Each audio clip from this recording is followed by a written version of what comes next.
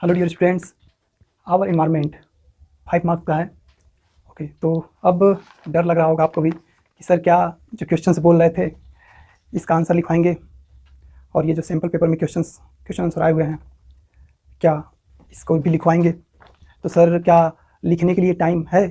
लिखेंगे, फिर मान लीजिए आप लिखेंगे, फिर आप लोग फेयर करेंगे, मतलब हम लिखेंगे आप लोग फेयर करेंगे, और फिर उसको याद करेंगे, ठीक है, फिर उस कॉपी को ढोएंगे, ठीक, और वगैरह वगैरह। तो देखिए ऐसा कुछ नहीं करना है, ठीक है। अभी मैं लेक्चर दूंगा, उसके बाद इसको हम लोग फाड़ फोड़ के फेंक देंगे, ठीक है, इसका कोई ज़रूरत नहीं है। तो सर कैसे होगा ये? देखिए आपको सिर्फ अपने साथ एग्ज़ाम सेंटर तक आपको सिर्फ अपने साथ बुक ले जानी है। ये वीडियो देखते समय भी आपको एनसीईआरटी की बुक अपने पास ले लेनी है, ठीक है, और एक पेंसिल ले लेना है, ठीक है। सारा जवाब, जो भी क्वेश्चन है, आंसर है, सब कुछ इसी बुक में है, ठीक। यानी आपको इसके अलावा कुछ और नहीं चाहिए, बस एक एनसीईआरटी की बुक चाहिए, बस सब कुछ ओके है, ठीक है। आप हैं, एक एनसीईआरटी की बुक है, सब कुछ ओके है, ठीक है। कुछ लिखना नहीं है और कुछ याद नहीं करना है। तो सर कैसे होगा, क्या फार्मूला है? देखिए फार्मूला क्या है। फार्मूला है कि कंप्लीट स्टोरी पढ़िए, यानी आवर इन्वायरमेंट की जो कंप्लीट स्टोरी दी है, ठीक है, इसे हम पढ़ेंगे। कैसे पढ़ेंगे? मैं पढ़ाऊँगा, आप सुनेंगे, तो आप पढ़ ही रहे हैं, ठीक है, पढ़िए। कंप्लीट स्टोरी समझिए, और मैं बता रहा हूँ, आप कंप्लीट स्टोरी समझ लीजिए, ठीक है। उसके बाद याद नहीं करना है, याद करने के लिए टाइम नहीं है, लिखने के लिए टाइम नहीं है, तो याद वगैरह नहीं करना है, लिखना नहीं है। तो सर याद कैसे रहेगा? मैंने कहा ना, आप मुझसे स्टोरी सुनिए, उस स्टोरी को समझिए, ठीक है, उसी समय याद हो जाएगा। आपको मैं बता दूं कि खुद केवल यही चैप्टर मैंने अच्छे से कभी नहीं पढ़ा था, ठीक है, तो आज खुद मैंने इस चैप्टर को तैयार किया है, और अभी देखिएगा मैं बिना देखे भी इसको पढ़ा दूंगा। तो मैं कैसे कर पा रहा हूँ? क्योंकि मैंने स्टोरी पर पढ़ी है, फिर समझी है, बस लर्न नहीं करने की जरूरत पड़ी है। लर्न करने वाली ऐसी कोई चीज़ नहीं है इसमें, और ये किसी भी चैप्टर के फार्मूला है। ये कंप्लीट स्टोरी पढ़िए, स्टोरी समझिए, इतना हुआ। अब जब आप एग्जाम हॉल में जाएंगे, पेपर देंगे, उस समय क्या होगा कि आपके सामने जो क्वेश्चन आएगा, उस क्वेश्चन के लिए लिखा हुआ है नाउ इनकम्प्लीट स्टोरी पढ़िए।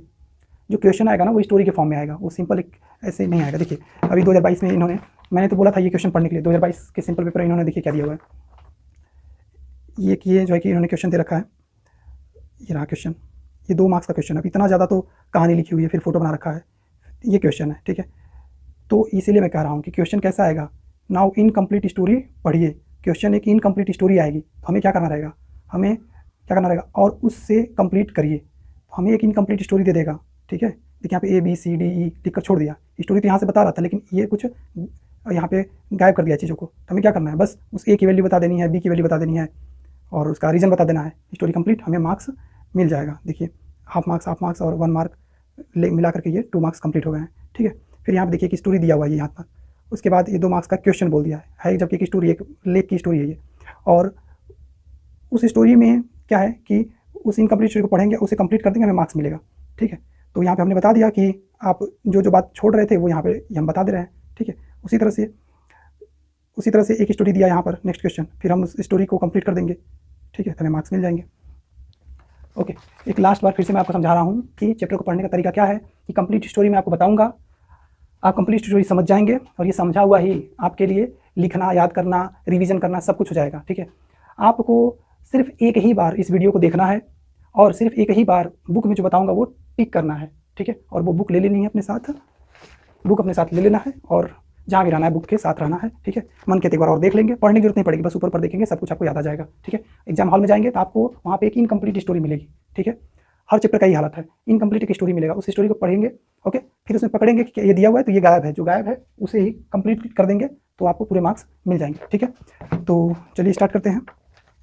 तो देखिए मैं तो एक बार पढ़ चुका हूँ, मैं समझ चुका हूँ, इसका मतलब मेरे नियम के हिसाब से मुझे तो याद हो गया होगा, फिर तो मैं बिना देखे ही पढ़ा सकता हूँ। तो चलिए मैं बिना देखे पढ़ाता हूँ।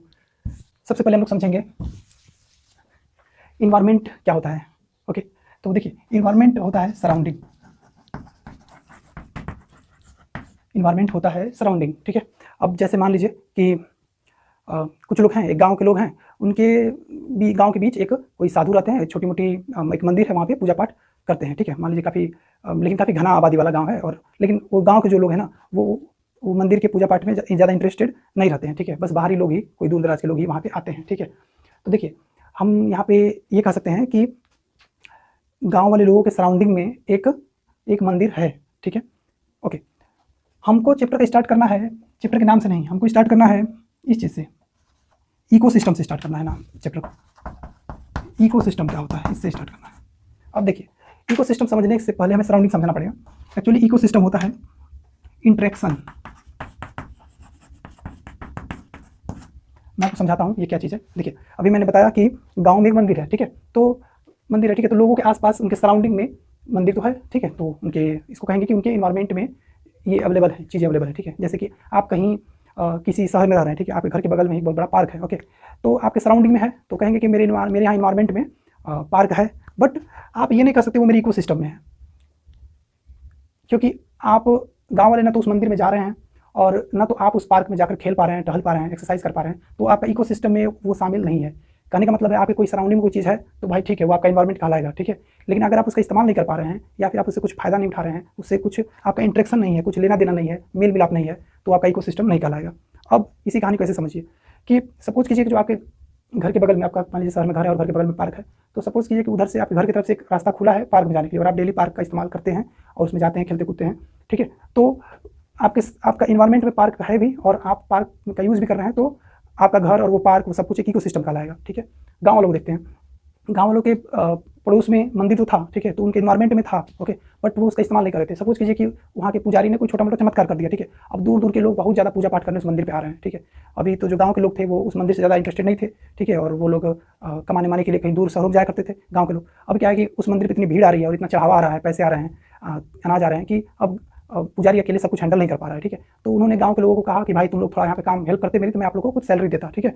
तो अगल बगल के घर वाले ही उसमें अब मंदिर की साफ सफाई और चढ़ावड़ाव को स्वीकार करना वगैरह वगैरह सब करने लगे और उन लोग को जितना वो शहरों में कमाते थे उससे ज़्यादा आमदनी उनको घर बैठे ही हो जाती है। अब वो जो इंटरेस्टेड नहीं थे वो इंटरेस्टेड हैं उस मंदिर में और अब तक वो पूजा पाठ से मतलब नहीं रखते थे, पूजा पाठ भी करते हैं और एज वो पुजारी, वो लोग भी एज ए पुजारी बन चुके हैं, ठीक है। तो पहले तो उनके इन्वायरमेंट में मंदिर था लेकिन अभी इकोसिस्टम बिल्ड नहीं हुआ था, क्योंकि बस सराउंडिंग कोई चीज़ रहने से इकोसिस्टम बिल्ड नहीं होता है। इकोसिस्टम तब बिल्ड होता है जब आपके सराउंडिंग में कोई चीज़ हो भी और आप उससे इंटरेक्शन भी करें, आपका उससे कुछ लेना देना भी हो, मेल मुलाकात भी हो, मतलब आपको उससे कुछ फ़ायदा नुकसान होना चाहिए, ठीक है, और आपका आना जाना रहे, मेल जोल रहे, ठीक है, तो इकोसिस्टम कहलाएगा। एक बात समझिए, तो ये तो मैं एग्जांपल के लिए बता रहा था। यही चीज़ आपको बुकिश लैंग्वेज में, किताबी भाषा में पढ़नी है। तो कैसे पढ़नी है आइए देखते हैं। अच्छा, एक बात मैंने कहा था कि मैं पूरा चैप्टर बिना देखे पढ़ा दूंगा, तो मैं बिना देखे ही पढ़ा दूंगा, ठीक है, लेकिन टेस्ट मेरा नहीं है कि मैं पढ़ा पाऊंगा कि नहीं पढ़ा पाऊंगा। हम लोग यहाँ पे इसलिए हैं कि आपको ये चैप्टर समझ में आ जाए, तो इसलिए बुक में कहाँ कहाँ क्या क्या दिया हुआ है, कहाँ टिक करना है पेंसिल से, वो सब मैं आपको बताते हुए ले चलता हूँ। देखिए, शुरुआत आप यहाँ से करेंगे, आप यहाँ पे फॉर्मूला लिख देंगे कि कंप्लीट स्टोरी पढ़िए, कंप्लीट स्टोरी समझिए, नाउ इनकम्प्लीट स्टोरी पढ़िए और उसे कंप्लीट करिए। मतलब ये तो हम लोग पढ़ेंगे यहाँ पे, तैयारी करेंगे और एग्जाम हॉल में जाएंगे तो इनकम्प्लीट स्टोरी पढ़ेंगे, उसे कंप्लीट करेंगे, क्योंकि क्वेश्चंस स्टोरी में ही आएंगे, बस हमें स्टोरी कंप्लीट करना रहेगा, ठीक है। अब इन्वायरमेंट के नीचे यहाँ लिख लीजिएगा सराउंडिंग, इन्वायरमेंट मतलब होता है सराउंडिंग, उसके बाद ये सब छोड़ दीजिएगा। यहाँ पे इकोसिस्टम है, इसके नीचे लिखिए इंटरेक्शन, इंटरेक्शन मतलब सराउंडिंग में कोई चीज़ होने से मतलब नहीं है, उसके साथ हमारा मेल मिलाप भी होना चाहिए, ठीक है। अब देखिए, मैंने कहा था कि ये सारे टॉपिक ही तैयार करने हैं, यहाँ पे द इंड लिखा हुआ है, तो इतने ही टॉपिक तैयार करने थे। इसमें सबसे पहले स्टोरी ऑफ इकोसिस्टम जानना था, ठीक है। तो ये जो टॉपिक्स है ना, इकोसिस्टम, प्रोड्यूसर, कंज्यूमर, डिकम्पोजर, जो भी ये मैंने लिखा रखा है, ठीक है, तो उसमें वो चीज़ यहाँ पे बुक में कहाँ पे है, तो इसका पहचान देने के लिए यहाँ पे बगल में मैंने कैपिटल लेटर्स में उसका नाम लिख दिया, जैसे इकोसिस्टम, उसके टाइप्स यहाँ पे दिए हुए हैं, प्रोड्यूसर यहाँ दिया है, कंज्यूमर यहाँ दिया है, डिकम्पोजर यहाँ दिया हुआ है, इस तरह से मैंने लिख दिया हुआ, ठीक है। तो मैं आपको सिस्टमेटिक समझा दे रहा हूँ। तो हमने यहाँ पे फॉर्मूला लिख दिया, यहाँ पे इन्वायरमेंट मतलब सराउंडिंग लिख दिया, इकोसिस्टम मतलब इंटरेक्शन लिख दिया। अब इकोसिस्टम की आप डेफिनेशन लिखिए, क्या लिखा हुआ, लिखा all the interacting organisms in an area together with non-living constituents of the environment form an ecosystem। यहाँ पे सिंपली क्या कहा हुआ है कि कोई जगह है, ठीक है, जैसे कि मान लीजिए कि एक बगीचा है, ठीक है, एक बगीचा है, बगीचे में ढेर सारे पेड़ हैं, ठीक है, तो ये लोग लिविंग ऑर्गेनिजम्स हो गए, ठीक है, यहाँ पे गिलहरी हैं, तितलियाँ हैं वगैरह वगैरह, ठीक है। तो यहाँ पे ढेर सारे कुछ लिविंग ऑर्गेनिजम्स हैं, वो लिविंग ऑर्गेनिजम्स यहाँ के एयर में सांस तो ले रहे हैं ना, एयर नहीं तो मर जाते हैं, पानी पी रहे हैं, ठीक है। तो जो एयर है, पानी, ये नॉन लिविंग थिंग है, ठीक है, जिस मिट्टी में वो लोग घर बना कर रहते हैं या, ठीक है, कुछ चीज़ें जैसे अर्थ फॉर्म हो गई, तो वो भी नॉन लिविंग थिंग है। तो यहाँ पे देख रहे हैं ना कि लिविंग थिंग लोग और नॉन लिविंग थिंग लोग आपस में मिलजुल के रह रहे हैं, आपस में इंटरेक्शन कर रहे हैं, तो ये एक इकोसिस्टम कहलाएगा। तो इसका डेफिनेशन अगर आ गया तो क्या लिखेंगे, तो आपको देखिए सब कुछ स्टोरी आप याद तो कर नहीं सकते, रट सकते नहीं पूरा चैप्टर, ठीक है, तो आपको रटना है भी नहीं, रटा भी नहीं पाएगा, टाइम नहीं है, तो आप उसको बना कर लिख देंगे, ऐसा लिखेंगे कि मतलब यही आए, ठीक है। भले ही कितना भी टूटा फूटा इंग्लिश में लिखिएगा, लेकिन उस टूटे फूटे को भी जोड़ने पर मतलब वही आना चाहिए, ठीक है, नंबर आपको मिल जाएगा। तो इकोसिस्टम क्या होता है, तो किसी भी एरिया में लिविंग थिंग और नॉन लिविंग थिंग आपस में जब मिल के रहते हैं, इंटरेक्शन करके रहते हैं, तो उसे ही एक इकोसिस्टम कहते हैं। आगे अभी एग्जांपल से क्लियर हो जाएगा। यहाँ पे देखिएगा लिखा है all the interacting organisms in an area, किसी एरिया में जितने भी लिविंग ऑर्गेनिजम्स हैं वो नॉन लिविंग के साथ मिलजुल कर रहते हैं, तो उसे इकोसिस्टम कहते हैं। जैसे बोला कि इकोसिस्टम में दो चीज़ होती है, बायोटिक कंपोनेंट, जो जीवित होते हैं उनको बायोटिक कंपोनेंट कहते हैं, तो वही बोल रहा है कि ecosystem consist of biotic components comprising living organisms and abiotic components comprising physical factors like temperature, rainfall, wind, soil, minerals. एक काम करते हैं, आप इकोसिस्टम का डेफिनेशन वो देख लीजिए एग्जांपल। यहाँ पे देखिए लिखा हुआ है कि so a garden is ecosystem, एक गार्डन इकोसिस्टम है। अदर टाइप्स ऑफ इकोसिस्टम है फॉरेस्ट इकोसिस्टम है, पॉन्ड है, लेक है। बोला कि these are natural ecosystem, forest, pond, lake, ये सब नेचुरल इकोसिस्टम हो गए। यहाँ पे देखिए मैंने बताया कि इकोसिस्टम का डेफिनेशन यहाँ है, टाइप्स यहाँ है। तो हमने देखा फॉरेस्ट, पॉन्ड, लेक ये सब नेचुरल इकोसिस्टम है। और आगे लिखा हुआ है कि while gardens and crop fields are human made artificial ecosystem. इसी में एक्वेरियम भी आ जाएगा, एक्वेरियम भी आर्टिफिशियल इकोसिस्टम है। अब मैं आपको यहाँ पे समझाता हूँ इकोसिस्टम क्या होता है। तो अभी हमने टाइप्स में देखा कि जंगल भी इकोसिस्टम है, पॉन्ड एक तालाब है वो भी एक इकोसिस्टम है, क्योंकि वहाँ पे कुछ लिविंग थिंग्स है और नॉन लिविंग थिंग्स सब मिल करके अपना जीवन यापन कर रहे हैं, ठीक है। लेकिन यहाँ पे बोला गया है कि अगर फॉरेस्ट है तो नेचुरल है, ठीक है, नेचुरली अपने आप तैयार हुआ है और सब लोग मिलजुल कर रह रहे हैं, तो इकोसिस्टम बन गया, ठीक है। इकोसिस्टम मतलब living thing, non living thing दोनों लोग मिल कर रहे हैं। तो जैसे कि मैंने स्टोरी सुनाई थी, तो उसमें पहले पंडित था तो अकेले, पुजारी जो था अकेले परेशान था, ठीक है। जब गाँव वाले भी हेल्प करने लगे तो गाँव वालों को भी फायदा हो रहा है और पुजारी को भी अब हेल्प हो जा रही है, ठीक है। उसको ज़्यादा लोड नहीं आ रहा काम करने में, तो लोग मिल कर आने लगे, तो इकोसिस्टम बिल्ड हो गया। यहाँ पे दो लोग कौन मिल कर आ रहे हैं, लिविंग थिंग और नॉन लिविंग थिंग। कुछ चीज़ें आर्टिफिशियल इकोसिस्टम कहलाती हैं, जैसे कि एक्वेरियम हो गया, जो हम लोग मछली को रहने के लिए छोटा सा शीशे वाला जो घर खरीद के लाते हैं दुकान से, तो वो क्योंकि उसमें हम लोग एयर सप्लाई हम देते हैं, उसमें भोजन हम डालते हैं उसमें, ठीक है, पानी बार बार हम चेंज करते हैं, तो हम लोग उस मछली मरे ना, वो भोजन बिना, पानी बिना, एयर बिना, उसका हम सप्लाई देते रहते हैं। तो हम लोग उसको, वो हम लोग अगर कहीं छोड़ के उसको चले जाएं 10-20 दिन के लिए, तो पता चलेगा कि वो भोजन या ऑक्सीजन की कमी की वजह से वो मर जाएगी, ठीक है। तो ये आर्टिफिशियल इकोसिस्टम कहलाएगा, जिसमें हमने एक लिविंग थिंग को नॉन लिविंग थिंग प्रोवाइड कर करके जीवित रखा है, ठीक है। लेकिन फॉरेस्ट में हम किसी कुछ प्रोवाइड नहीं करने जाते, फिर भी ये लोग ऑटोमेटिक सारा काम कर लेते हैं, तो ये एक नेचुरल इकोसिस्टम कहलाएगा, ठीक है। और आर्टिफिशियल इकोसिस्टम का और एग्जाम्पल क्या है, जैसे हम जो फार्मिंग करते हैं, खेती किसानी करते हैं, ठीक है, तो ये भी आर्टिफिशियल में आएगा। एक्वेरियम आएगा और एक चीज़ दिया होता है गार्डन। अगर हम बगीचा लगाते हैं तो ये भी आर्टिफिशियल आएगा, क्योंकि ये सारी चीज़ें इंसान कर रहा है और अपने मन मुताबिक लगाता है और उजाड़ देता है, उसकी मर्जी। लेकिन जो फॉरेस्ट है, पॉन्ड्स हैं, बड़े बड़े तालाब हैं, नदियाँ हैं, तो ये सारी चीज़ें आ जाएंगी आपके नेचुरल इकोसिस्टम में, ठीक है। ओके, तो यहाँ पे हो गया इकोसिस्टम और टाइप्स। अब आगे देखेंगे हम लोग प्रोड्यूसर, कंज्यूमर और डिकम्पोजर। अच्छा, एक बात बताइए, अब कहीं इकोसिस्टम है, ठीक है, तो उसमें कोई जानवर है दूसरे जानवर को खा रहा होगा, ठीक है। तो यहीं से एक कहानी स्टार्ट होती है कि कुछ लोग तो भोजन बना लेते हैं खुद ही, ठीक है, तो उनको कहते हैं प्रोड्यूसर। जो अपना भोजन बनाएगा उसको कहेंगे प्रोड्यूसर। कुछ लोग तो भोजन बना लेते हैं तो उनको प्रोड्यूसर कहते हैं, ठीक है। लेकिन कुछ लोग, जैसे कि पेड़ पौधे हो गए, प्रोड्यूसर में कौन आ जाएगा, पेड़ पौधे आ जाएंगे, ठीक है। तो इसको थोड़ा सी इसकी स्टोरी समझिए। ये प्रोड्यूसर जो है ना, ये किस चीज़ से, इसका एग्जाम्पल हो जाएगा प्लांट, ये किस चीज़ से भोजन बनाता है, तो ये CO2 से और वाटर से, यानी H2O से और सनलाइट से बनाता है ना। इन लोग से मिला करके ये कुछ भोजन प्रोड्यूस करता है। अब क्या करते हैं लोग, कुछ लोग इसको, इस पौधे को ही खाना स्टार्ट कर देते हैं। तो जो लोग इसको खाना स्टार्ट कर देते हैं उसको क्या कहेंगे, उसको कहेंगे कंज्यूमर। कंज्यूमर मर जाता है फिर, ठीक है, एक एज के बाद, एक लिमिट के बाद मर जाता है। जैसे कि कभी शेर भी बूढ़ा होता होगा, मर जाता होगा, ठीक है। तो उसको कुछ माइक्रो ऑर्गेनिजम्स खाते हैं, ठीक है, छोटे छोटे जीव खाते हैं, उनको कहते हैं डिकम्पोजर्स, ठीक है। तो देखिए इसमें कोई टाइप्स नहीं है। कैसे, प्रोड्यूसर हमेशा पौधे ही होते हैं, सिर्फ केवल पौधे ही इस दुनिया में है जो अपना भोजन खुद बना लेते हैं, ठीक है। और एक छोटा सा एग्जांपल बुक में दिया हुआ है, मैं तो यहाँ पे समझा रहा हूँ, मेन असली बात बुक वाली है। और डिकम्पोजर के कोई खास टाइप्स नहीं है, क्योंकि ये सभी लोग माइक्रो ऑर्गेनिजम्स ही हैं जो किसी मरे हुए डेड बॉडी को डिकम्पोज करते हैं उसको, ठीक है, उसको खाद बना देते हैं। लेकिन कंज्यूमर में थोड़ा टाइप्स है। अब जैसे पेड़ पौधे शेर डायरेक्ट नहीं खाता है, ठीक है, पहले बकरी खाती है, हिरन खाता है, खरगोश खाता है, ठीक है, फिर उनको कोई लोमड़ी वगैरह खा लेती है, लोमड़ी वगैरह को या हिरन को डायरेक्टली शेर खाता है, ठीक है। तो इसमें जो है कि टाइप्स बन गई हैं। इसको अगर हम जूम करके देखेंगे तो इसमें हमें मिल जाएगा प्राइमरी कंज्यूमर वो हो जाएगा जो डायरेक्ट पौधे खाएगा। फिर उस प्राइमरी कंज्यूमर खाने वाले को कहेंगे सेकेंडरी कंज्यूमर।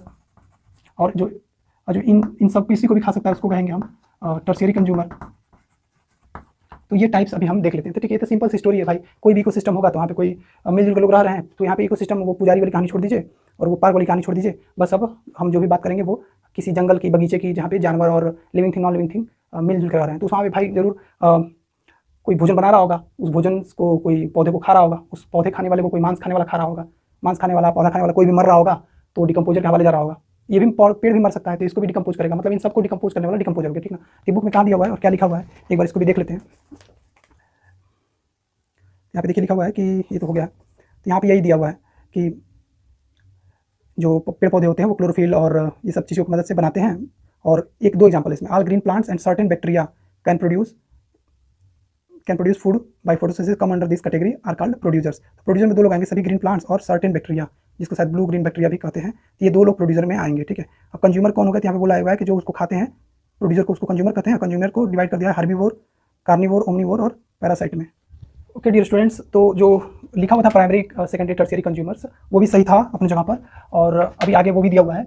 फिलहाल यहाँ पे ये लिखा हुआ था कि कंज्यूमर हो सकते हैं हर्बीवोर, और कंज्यूमर हर्बीवोर हो सकते हैं पेड़ पौधे खाने वाले। कंज्यूमर उनको भी कहते हैं जो किसी पेड़ पौधे खाने वाले को खाए, जैसे कार्निवोर हो गए मांसाहारी, ठीक है। और ओमनीवोर जैसे इंसान हो गए। तो इंसान जो है ना ओमनीवोर हो गया, क्योंकि इंसान अपना खाना खुद बनाता था नहीं पेड़ पौधों की तरह, और इंसान को डिकम्पोजर था नहीं कि किसी सड़े गले मरे हुए जानवर को डिकम्पोज करके खाद बनाए। तो इसलिए ये ओमनीवोर की कैटेगरी आ गई। एक कैटेगरी होती है, कुछ लोग होते हैं पैरासाइट। वो भी पैरासाइट मतलब जैसे कि कुछ किसी जानवर के शरीर पे कुछ छोटे छोटे इंसेक्ट्स चिपके होते हैं, जो उसको जीते जी उसका खून चूस करके अपना काम चला रहे होते हैं, ठीक है। तो ये बंदा खुद अपना भोजन तो बना रहे हैं, पैरासाइट, ये डिकम्पोजर भी नहीं है, ठीक है किसी। तो ये पैरासाइट कहलाता है, जो धीरे धीरे करके किसी को जीते जी उसको उससे एनर्जी अपना ले रहा हो, ठीक है। जैसे हमारे बालों में जू हो जाते हैं, तो वो भी एक तरह का पैरासाइट ही हो गया, ठीक है। या हमारे पेट में कोई केचुआ है, ठीक है, तो वो केचुआ भी एक पैरासाइट हो गया, जो हमारे एनर्जी को खा रहा है, अपना भोजन खुद तो बना नहीं रहा है, नहीं हम डिकम्पोजर है कि हमारे मरने के बाद हमको सड़ा गला खाद में कन्वर्ट कर देगा, ठीक है। तो ये इस तरह का हो गया, ठीक है। डिकम्पोजर में आपको ना ये कहानी ध्यान रखनी होगी कि डिकम्पोजर कहता है कि हम जो भी ये लोग मर जाएंगे, कोई भी मरेगा इसमें से, प्रोड्यूसर हो या कंज्यूमर हो, कोई भी मरेगा, यानी पेड़ मरेगा चाहे जानवर मरेगा, तो हम उसको डिकम्पोज कर देंगे। वो तो हम ये समझना ना कि जरूरी है कि नहीं जरूरी हमारे लिए, तो ये जरूरी है। मान लीजिए कि पेड़ पौधा पत्ते गिर गए, ठीक है, तो सारी चीज़ें उगती रहेंगी। किसी खेत के बारे में सोचिए, उसमें केवल पेड़ उगते रहेंगे, तो उस खेत के सारे न्यूट्रिएंट्स खत्म हो जाएंगे, ठीक है। तो फिर वो नए न्यूट्रिएंट्स आएंगे कहाँ से? तो इसीलिए जो भी पेड़ पौधे सड़ जाते हैं, गल जाते हैं उसी में, ठीक है, तो वो डिकम्पोजर उसको तोड़ के वापस खाद बना देता है। तो नेक्स्ट पौधे के लिए वो ही खाद का काम करता है। पुराना वाला पौधा जो पिछला था, तो नेक्स्ट पौधा भी तैयार होता है। इसीलिए आपने मतलब देखा होगा कि कुछ लोग अपने कुछ फसलों के जो डंठल होते हैं, जो नीचे का तना होता है, वो खेत में ही जुतवा देते हैं, ठीक है, ताकि डिकम्पोजर उनको वापस खाद में कन्वर्ट कर दे, ताकि जब नेक्स्ट पौधा बोएंगे तो उसके लिए वो फायदा करेगा, खाद का काम करेगा, ठीक है। तो डिकम्पोजर को कहते हैं कि ये लोग जो न्यूट्रिएंट्स हैं धरती से ले लिए गए हैं। जैसे कि हम लोग बहुत छोटे थे, ठीक है, बचपन में, अभी खाते पीते इतने बड़े हो गए हैं, तो हमने बहुत सारा धरती से न्यूट्रिएंट्स ले रखा है, ठीक है।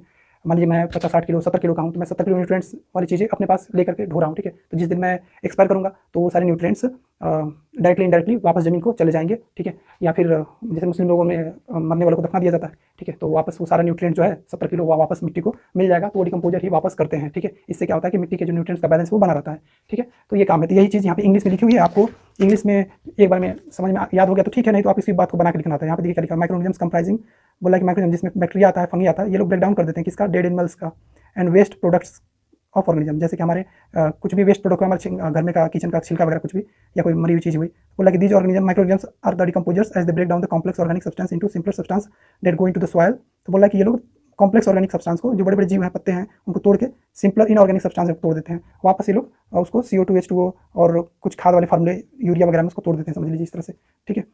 बोला है कि that go into the soil, तो वो टूट करके सब कुछ सॉइल में चला जाता है, and are used once more by the plants. तो जो नए पौधे उगेंगे उनको काम आ जाएगा। तो बोला कि what will happen to the garbage and the dead animals and plants in their absence, will the natural replacement of the soil takes place even the decomposers are not there. तो बोला कि डिकम्पोजर नहीं होते तो क्या होता, ठीक है। तो आप खुद सोच के देखिए, डिकम्पोजर्स नहीं होते तो जो वापस मिट्टी को उसका जो है कि न्यूट्रिएंट वापस नहीं मिल पाता, तो लैंड हमारा जो है कि बैरन हो जाता, मतलब उपजाऊ नहीं रह जाता, ठीक है, बंजर हो जाता, ठीक है। तो देखिए कहानी क्या है। कहानी आपको एक इकोसिस्टम की कहानी मैंने बताई, ठीक है। इकोसिस्टम में living thing, non living thing मिलकर रहते हैं, ठीक है। उसमें एक चीज़ छूट गया था कि लिविंग थिंग को बायोटिक कंपोनेंट कहते हैं और नॉन लिविंग थिंग को एबायोटिक कंपोनेंट कहते हैं। तो जरा उसको मैं एक बार ध्यान करा दूँ, फिर आगे बढ़ता हूँ। यहाँ पे देखिए लिखा हुआ था कि ecosystem consist of biotic components comprising of living organisms को बायोटिक कंपोनेंट कहते हैं, और एक बायोटिक कंपोनेंट कहते हैं जैसे कि temperature, rainfall, wind, soil, minerals, इन लोग को, ठीक है। तो देखिए आगे बढ़ते हैं कि इकोसिस्टम था, तो उसमें बायोटिक कंपोनेंट एबायोटिक कंपोनेंट मिलकर रहते हैं। अब मिलकर रहेंगे भाई, तो कोई खाना बनाएगा, कोई इसको खाएगा, कोई ये लोग मर जाएगा तो उनको सड़ा गला के वापस उनकी न्यूट्रिएंट्स उनके शरीर से फ्री कर देगा, फिर से मिट्टी को दे देगा, ठीक है। तो ये कहानी हो गई। अब यहाँ से हम आगे बढ़ते हैं। ये लोग जो खा रहे थे, ठीक है, तो अगर हम इसमें कोई एक एग्जाम्पल पकड़ें, तो जैसे कि मान लीजिए कि हम यहाँ ग्रास लिख दें। अब ग्रास को कौन खा सकता है, तो जैसे कि मान लीजिए कि गोट खा रही है, ठीक है। अब गोट को कौन खा सकता है, तो हो सकता है इसको फॉक्स खा जाए, ठीक ना। इस फॉक्स को हो सकता है कि लायन खा जाए, ठीक है। तो भाई सिंपल सी बात है यार, जहाँ पे लोग मिलजुल के रहेंगे, भीड़ रहेगी, तो कोई किसी को खाएगा। तो इस तरह का जो ये सीक्वेंस बन गया ना, तो इसी को कहते हैं फूड चेन। इसको कहते हैं फूड चेन, इसको फूड चेन कहते हैं। तो अभी आपने देखा था हेडिंग में कि फूड चेन क्या था, ये मैं पूछना चाह रहा था। फूड चेन एक लंबी सी चेन नहीं दिखाई दे रही है, तो ये फूड चेन कहलाती है, ठीक है। एक मतलब अगर इस तरह का एक लिस्ट बना देंगे कि ये बंदा उसको खाता है, वो उसको खाता है, तो एक फूड चेन कहलाएगा, ठीक है। और इसी में जानना है कि ट्रॉपिक लेवल क्या होता है। तो फूड चेन में हर एक स्टेप एक ट्रॉपिक लेवल कहलाता है। जैसे ये एक स्टेप है, ये भी यहाँ से एक सीढ़ी यहाँ चढ़ा, फिर आपने यहाँ चढ़ा, फिर यहाँ चढ़ा, तो ये भी ये ट्रॉपिक लेवल 1 हो गया, TL1, ये हो गया ट्रॉपिक लेवल 2, ये हो गया ट्रॉपिक लेवल TL3, ये हो गया TL4, तो ये ऐसे ट्रॉपिक लेवल कहलाते हैं। ठीक है, तो इसका डेफिनेशन भी बुक में देख लेंगे। तो पहले हम लोग फूड चेन का डेफिनेशन देख लेते हैं, फिर ट्रॉपिक लेवल का देख लेते हैं, फिर आगे एक दो लोग की बात करते हैं। डेफिनेशन याद हो जाएगा तो ठीक है, नहीं तो याद नहीं करना है। देखिए यहाँ पे मैंने फूड चेन लिखा हुआ है, तो यहाँ क्या लिखा हुआ है, series of organisms feeding on one another. अगर एक सीरीज ऑफ ऑर्गेनिजम्स जो एक दूसरे को फीड कर रहे हैं, खा रहे हैं, जैसे ग्रास को गोट खा रहा है, गोट को फॉक्स खा रहा है, ग्रास के नीचे कुछ नहीं है क्योंकि ग्रास किसी को खाता नहीं है, वो इनऑर्गेनिक मरी हुई चीज़ों से अपना भोजन बनाता है, तो इसलिए ये नहीं कहेंगे वो किसी को खाता है। तो हमारा टॉपिक लेवल यहाँ से स्टार्ट होता है, TL1 से टॉपिक लेवल 1 2 3 4। तो यहाँ पे क्या बोला है कि हम डेफिनेशन ये लिख देंगे, अगर हमको रटना होगा तो ये रट लेंगे, series of organism feeding on one another form of food chain. तो ये लोग मिल करके एक सीरीज ऑफ ऑर्गेनिजम्स रहेंगे तो फूड चेन बनाएंगे। जैसे यहाँ देखिए, ये इसको खाता है, ये इसको खाता है, तो एक ये फूड चेन हो गया। इधर से ये वाला एक अलग फूड चेन हो गया, एक ये अलग फूड चेन हो गया। ठीक है, तो फूड चेन का एग्जांपल समझ गया। अब हम लोग को समझना था ट्रॉपिक लेवल, तो मैंने बोला था ना, इसको ट्रॉपिक लेवल 1, इसको 2, इसको 3, इसको 4 कहते हैं। यानी फूड चेन के हर एक स्टेप को ट्रॉपिक लेवल, किसी को इंग्लिश में बोल देना है तो इंग्लिश में कैसे बोलेंगे, तो बोलेंगे each step in food chain is known as a trophic level. देखिए यहाँ पे कोई लिखा मिलेगा, ईच स्टेप और level of the food chain forms a trophic level. हर एक स्टेप या लेवल को एक ट्रॉपिक लेवल कहते हैं। ठीक है, ये हो गया। तो अब यहाँ पे कुछ डेफिनेशन दिया हुआ है कि ट्रॉपिक लेवल 1 को ऑटोट्रॉप्स कहते हैं या प्रोड्यूसर कहते हैं। तो हम लोग जानते थे प्रोड्यूसर्स कहते हैं, उसको ऑटोट्रॉप्स भी कहते हैं। At the first trophic level को हम लोग प्रोड्यूसर कहते हैं क्योंकि अपना भोजन खुद बनाते हैं। तो जो ट्रॉपिक लेवल 1 है वहाँ पे होते हैं प्रोड्यूसर। ठीक है, अब देखिए प्रोड्यूसर के बाद ये जो गोट है ये भी कंज्यूमर है, अपना खाना खुद नहीं बनाती है, दूसरों को खाती है, ये भी कंज्यूमर है, खुद को नहीं बनाता, प्रोड्यूसर था नहीं है, ये भी प्रोड्यूसर नहीं है, लेकिन ये डिकम्पोजर भी नहीं है। ठीक है, तो मैं आपको 3 स्टेप, 3 ही लोग होते हैं हमारे इन्वायरमेंट में, हमारे इकोसिस्टम में, एक प्रोड्यूसर, कुछ लोग उसको खाते हैं और कुछ लोग डिकम्पोजर होते हैं। ठीक है, तो ये डिकम्पोजर तो है नहीं और ना ही प्रोड्यूसर है, यानी तीनों कंज्यूमर है। तो कंज्यूमर है तो इनको 3 नाम दे दिया गया है। इसको कहा गया प्राइमरी कंज्यूमर, जिसको हम लोग हर्बीवोर भी कह सकते हैं। क्यों हर्बीवोर कह सकते हैं, क्योंकि प्राइमरी कंज्यूमर हमेशा ग्रास को जो खाता है वही पहला प्राइमरी कंज्यूमर होता है, तीसरे और घास को खाने वालों को हम लोग हर्बीवोर भी कहते हैं। ठीक है, इसको कहते हैं सेकेंडरी कंज्यूमर। ठीक है, सेकेंडरी कंज्यूमर अक्सर क्या होते हैं, स्मॉल कार्निवोर होते हैं, छोटे छोटे मांसाहारी वाले जो होते हैं ना, वो हो गए स्मॉल कार्निवोर। अब इनको भी जो खाता है वो कहलाएगा टर्शियरी कंज्यूमर। ठीक है, ये होते हैं लार्जर कार्निवोर। ठीक है, तो इसमें कुछ था नहीं, अरे इकोसिस्टम में एक दूसरे को लोग खाते हैं, तो कोई भी एक एग्जांपल की जो लिस्ट बनेगी वो एक फूड चेन हो गई, उसमें हर एक स्टेप को ट्रॉपिक लेवल कहते हैं। पहले वाले ट्रॉपिक लेवल को प्रोड्यूसर भी कहते हैं क्योंकि वही लोग भोजन बनाते हैं, बाकी सब लोग कंज्यूमर होते हैं। इसमें फूड चेन में हम लोग डिकम्पोजर को नहीं दिखाते हैं। ठीक है, डिकम्पोजर फूड चेन का हिस्सा नहीं दिखाते हैं, को फूड चेन का हिस्सा नहीं मानते हैं। ठीक है, तो प्रोड्यूसर के बाद सभी कंज्यूमर ही हैं, तो भैया सभी कंज्यूमर है, सबको कंज्यूमर लिखने का अच्छा नहीं लगेगा, इसलिए पहले वाले को प्राइमरी कंज्यूमर, फिर दूसरे वाले को सेकेंडरी कंज्यूमर, फिर टर्शियरी कंज्यूमर। लेकिन ये बात याद रखनी पड़ेगी हमको कि कभी कभी हम लोग को डायरेक्ट याद रखना पड़ेगा कि प्राइमरी कंज्यूमर ट्रॉपिक लेवल 2 पे है और सेकेंडरी कंज्यूमर ट्रॉपिक लेवल 3 पे है और टर्शियरी कंज्यूमर ट्रॉपिक लेवल 4 पे है। ये बात हमें याद रखनी होगी। उसके बाद हम लोग बढ़ते हैं आगे, तो हम लोग देखेंगे यहाँ पे 1% लॉ क्या है। ठीक है, उसके बाद हम लोग देखेंगे 10% लॉ, और 10% लॉ देखेंगे तो हम लोग का जो इंपॉर्टेंट 3 क्वेश्चन हैं 1 2 3, उसमें से हम लोग का 10% लॉ क्लियर हो जाएगा। 10% लॉ देखने से पहले हम लोग को देखना पड़ेगा 1% लॉ, ये मैंने नाम दिया है, ये नाम कहीं और नहीं मिलेगा आपको। तो 1% लॉ क्या कहता है, 1% लॉ ये कहता है कि जो प्रोड्यूसर होते हैं, जो घास होते हैं, ठीक है, जो पौधे होते हैं, इन पे जो सूर्य की रोशनी गिरती है ना, तो आप सोचो कि मुझे मान लो कि बरगद का पेड़ मान लो मुझे, ठीक है, तो मेरे पास बहुत सारे पत्ते हैं, ठीक है, इतना सारा सूर्य की रोशनी मेरे ऊपर गिरती है, ठीक है, मैं और मेरे नीचे पूरा छाँव हो जाता है ना, वहाँ पे बच्चे खेलते हैं, चाहे गाय बैल आराम करते हैं, ऐसा करके, ठीक है, लोग आराम करते हैं। लेकिन जितनी वो रोशनी गिर रही है ना, उसमें से उस 100% रोशनी में से केवल 1% रोशनी ही मैं एब्जॉर्व कर पाता हूँ, और मतलब गिरती तो 100% रोशनी है, लेकिन उसमें से बाकी सारी रिफ्लेक्ट हो जाती हैं या फिर कुछ वेस्ट हो जाती हैं, केवल 1% ही एब्जॉर्व हो पाता है। तो हमेशा जो ये प्रोड्यूसर होता है वो जिन चीज़ों से जो उसको सनलाइट जो मिलती है भोजन बनाने के लिए, उसमें से 99% उससे वेस्ट हो जाता है, केवल 1% ही वो यूज कर पाता है। तो इसके लिए समझिए कि 1% लॉ फॉलो होता है, ठीक है। बाकी इन सभी के लिए 10% लॉ फॉलो होता है। मतलब गोट इसको खाती है, तो इसका 90% तो वेस्ट हो जाता है खाते समय, लेकिन 10% इसके पास पहुंच जाता है, ठीक है। अब क्यों वेस्ट हो जाता है वो देखिए, यही 10% लॉ है। देखिए कैसे होता है, मान लीजिए गोट यहाँ से यहाँ आई चलकर, ठीक है, इसको मैं फिगर में समझा दे रहा हूँ आपको, ज़्यादा अच्छे समझ में आएगा। देखिए ये पौधा है, तो इसने अपना भोजन बनाया, कैसे बनाया बेचारे ने, 1% लॉ से बनाया। सूर्य की रोशनी जो गिरी थी इस पर, उसका 99% इससे लॉस हुआ है, 1% ही बस ये कैप्चर करके इतना बड़ा आज हुआ है। और डेली ये 99% लॉस कर देता है, केवल 1% ही फायदा उठा पाता है, ठीक है। अब देखिए, लेकिन इसको अब ये सब 10% लॉ फॉलो करेंगे सब, जब इसके आगे वाले, ठीक है। तो 10% लॉ क्या कहता है कि अब देखिए 10% लॉ को मैं समझा रहा हूँ। ये यहाँ से मान लीजिए यहाँ से चल करके यहाँ पे आया, इस पौधों को खाया, तो चल के आया तो कुछ एनर्जी इसकी लॉस हुई, फिर इसको खाते समय चबाते समय कुछ एनर्जी लॉस हुई, फिर ये वापस गया, उसमें एनर्जी लॉस हुई, अब यहाँ पे वापस पहुँच गया। अब इसके पास जितना इसने खाया था ना पौधों को 100%, मान लीजिए कि एक पूरे पौधे को ही खा गया इसने। वहाँ पे मान लीजिए कि एक पौधा था, उस पूरे पौधे को जड़ सहित उसने खा गया। छोटा सा पौधा था, कोई जानवर यहाँ से आया, एक बकरी आई और एक कोई पौधा था, उसको पूरी तरह से खा गई। तो उस पौधे में मान लीजिए कि 100% एनर्जी थी, ठीक है। तो उसमें से केवल ये बकरी आई, खाई, चबाई, फिर वापस गई, उसको पचाई और उस एनर्जी को अपने शरीर में शामिल की। उतनी देर तक में केवल उसको 10% का ही फायदा हुआ है, ठीक है। इस कंप्लीट जर्नी में 90% एनर्जी वेस्ट चली गई है, ठीक है। तो इसको 10% मिला है। अब इस बकरी को जब ये लोमड़ी दौड़ाएगी, पकड़ेगी, खाएगी, चबाएगी, पचाएगी, तो इस बकरी का भी केवल जितना भी इसके पास होगा उसका केवल 10% इसको मिलेगा, बाकी 90% वही इसका एनर्जी इसको खाने में ही खत्म हो जाएगा, ठीक है। फॉक्स को भी लायन दौड़ाएगा, पकड़ेगा, खाएगा, चबाएगा, पचाएगा, इसमें फॉक्स के पास जितनी एनर्जी थी उसका केवल 10% ही लायन को मिलेगा, 90% एनर्जी, बाकी 90% एनर्जी उसको नहीं मिलेगा। तो वही कहते हैं 10% लॉ। 1% लॉ का कोई क्वेश्चन नहीं आता, अब ये कोई है भी नहीं, बस ये जानकारी के लिए कि बस 1% ही इस्तेमाल कर पाते हैं, बाकी यहाँ पे ये सभी लोग 10% इस्तेमाल करते हैं, ठीक है। तो 10% लॉ का डेफिनेशन क्या है, तो यहाँ पे एक डेफिनेशन दिया हुआ है 10% लॉ का, थोड़ा टफ है। पहले 1% लॉ को देख लीजिए। The green plants in A terrestrial ecosystem capture about 1% of the energy of the sunlight that falls on their leaves and convert it into food energy. तो ये बोला है कि जो ग्रीन प्लांट्स होते हैं वो जितनी सनलाइट गिरती है उसका केवल 1% इस्तेमाल करके फूड एनर्जी में कन्वर्ट कर पाते हैं। 10% लॉ देखिए, 10% लॉ हेडिंग देख लिख लीजिएगा। According to 10% law only 10% of the energy available at one trophic level. देखिए ये ट्रॉपिक लेवल है, गोट एक हर एक स्टेप को ट्रॉपिक लेवल कहते हैं, तो एक ट्रॉपिक लेवल है। इस ट्रॉपिक लेवल पर जितनी एनर्जी उसका केवल 10% ही इसको मिलेगा, ठीक है। और इसका यहाँ पे जितना अवेलेबल एनर्जी उसका केवल 10% ही इसको मिलेगा, तो उसी को 10% लॉ कहते हैं, ठीक है। तो यहाँ पे फिर से according to 10% law only 10% of energy available at one trophic level goes to the consumer at the next trophic level. तो बोल रहा है कि according to 10% law only 10% of the energy available at one trophic level. इस trophic level पे one मतलब ये नहीं कि वन की बात कर रहे हैं, किसी भी इस ट्रॉपिक लेवल पे जितनी एनर्जी उसका केवल 10% इसके पास जाएगा। इसी को आपको मतलब ये डिफिनेशन रट नहीं पा रहे हैं, कोई बात नहीं, इसको आप कैसे भी हिंदी में ही या इंग्लिश में ही टूटी फूटी इंग्लिश में ही बनाकर लिख देंगे तो हो जाएगा आपका, ठीक है। आपको नाम मार्क्स पूरे मिल जाएंगे, कितना भी टूटा फूटा लिखेगा लेकिन मतलब जोड़ जाड़ के वही आना चाहिए, ठीक है। तो ये 10% लॉ होता है। तो ये क्वेश्चन था जो आने के इसके काफ़ी हाई चांसेस हैं, और ये आएगा तो आपको 2 मार्क्स दे के जाएगा इस 5 मार्क्स के चैप्टर में से, ठीक है। अब हम लोग आगे बढ़ेंगे, बस एक छोटा सा टॉपिक छूट रहा है इसमें, फूड वेब क्या होता है, ठीक है।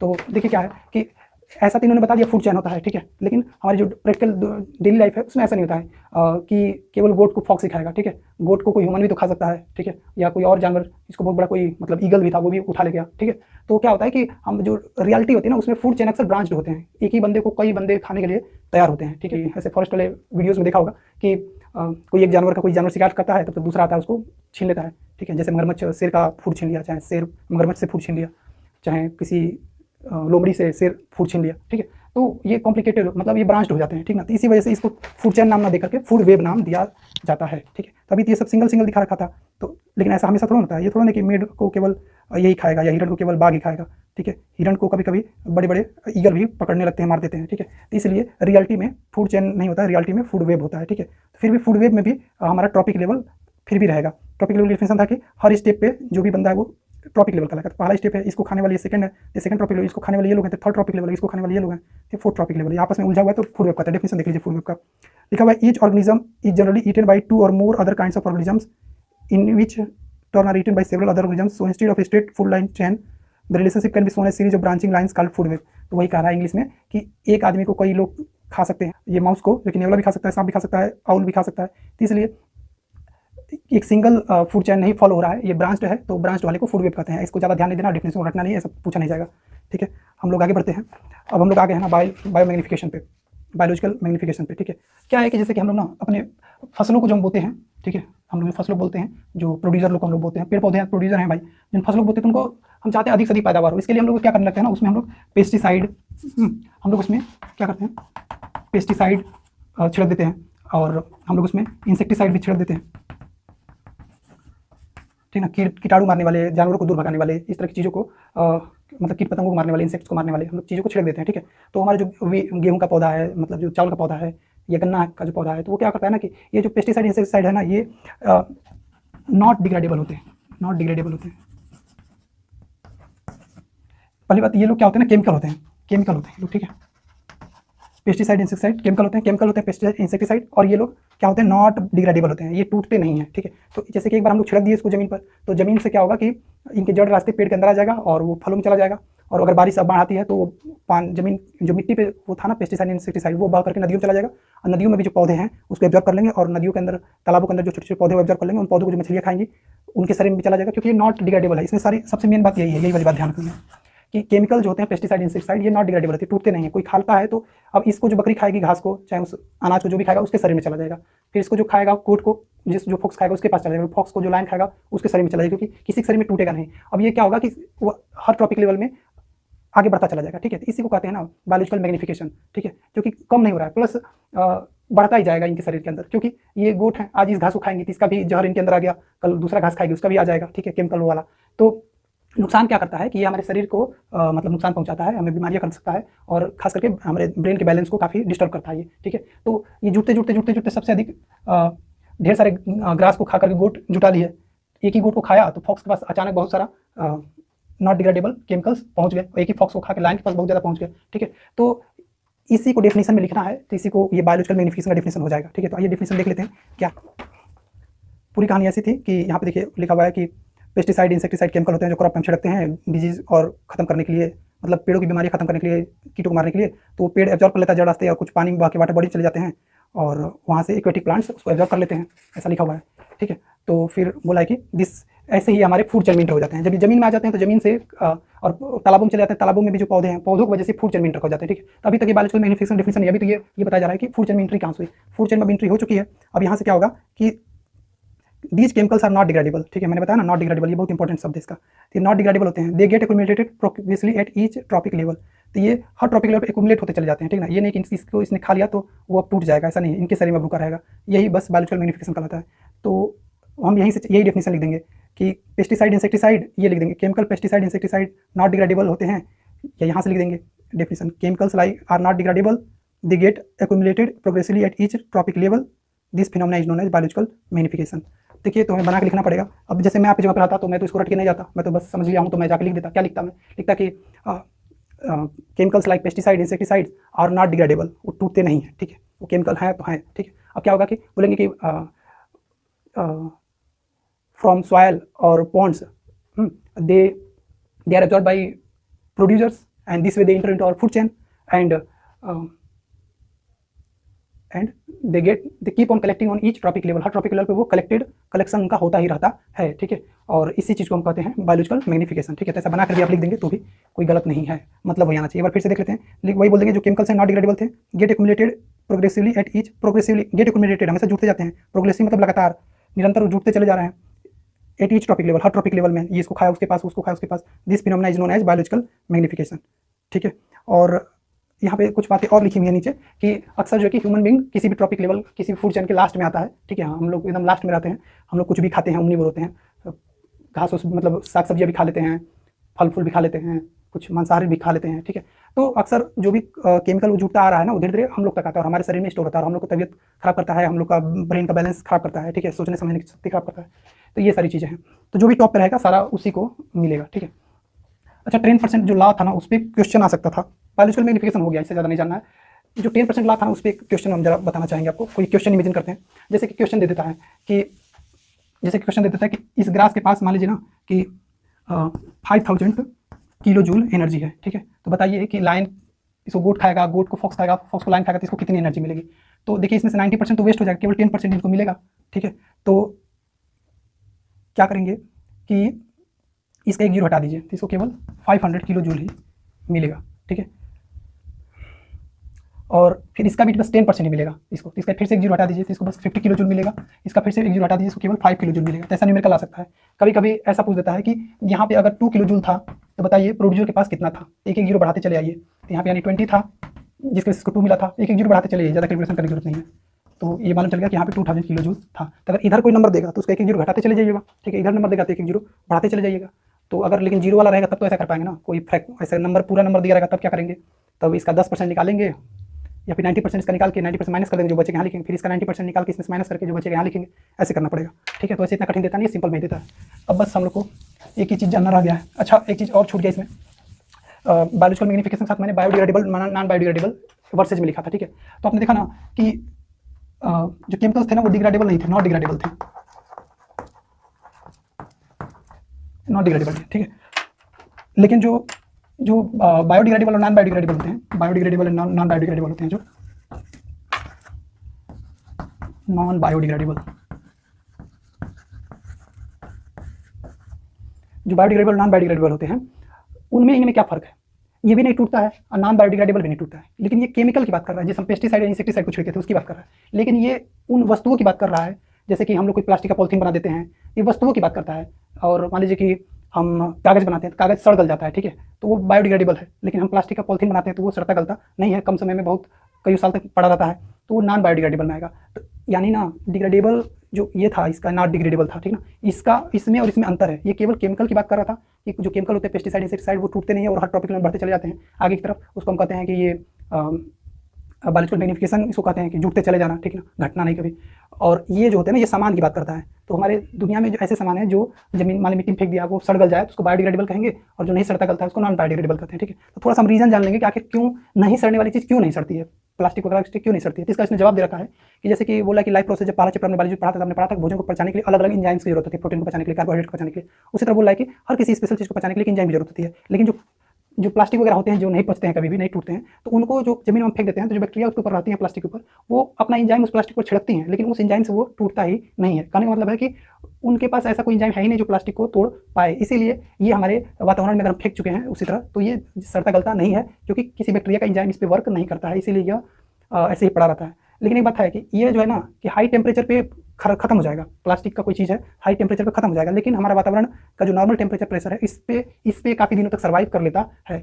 और जो हमारे वातावरण में मौजूद है माइक्रोऑर्गेनिजम्स जो डिकम्पोजर्स हैं उनका एंजाइम इस पे काम नहीं करता, लेकिन बायोडिग्रेडेबल पे जैसे केले के छिलके पे, रोटी पे, कागज पे, कपड़ों पे उन लोगों का एंजाइम काम करता है, ठीक है। उनके पास वो सारी चीज़ों को पचाने के लिए एंजाइम है। सिर्फ आप समझ के बात को, सिर्फ फर्क है कि हमारे वातावरण में जो बैक्टीरिया मौजूद है, माइक्रोऑर्गेनिज्म मौजूद हैं, उनके पास एंजाइम नहीं है इसको तोड़ने के लिए, इसलिए लोग नॉन बायोडिग्रेडेबल कहते हैं। तो आपको समझना पड़ेगा नॉन बायोडिग्रेडेबल और ये जो बायोलॉजिकल मैग्निफिकेशन का नॉट डिग्रेडेबल था, ठीक है, इसमें अंतर है। ये कहना चाह रहा है ये वस्तुओं के बारे में बात कर रही है, वस्तुओं के बारे में बात नहीं कर रही है, बस केमिकल्स के बारे में बात कर रही है। इसलिए मैंने इसको वर्सेज में लिया ताकि और अच्छे से हम लोग का कॉन्सेप्ट भी क्लियर हो जाए, ठीक है। और एक चीज़ छूट गई उसमें जो एनर्जी वाला जो था 10% लॉ वाला, तो उसमें एक बात आपको ध्यान रखनी ना, एक जगह कि वो यूनिडायरेक्शनल होता है। एक जगह मैंने मार्क किया है लेकिन बताना भूल गया हूँ, तो आप यहाँ पे शायद ये कभी यूज आ जाए। यहाँ पे लिखा ना the flow of energy is unidirectional.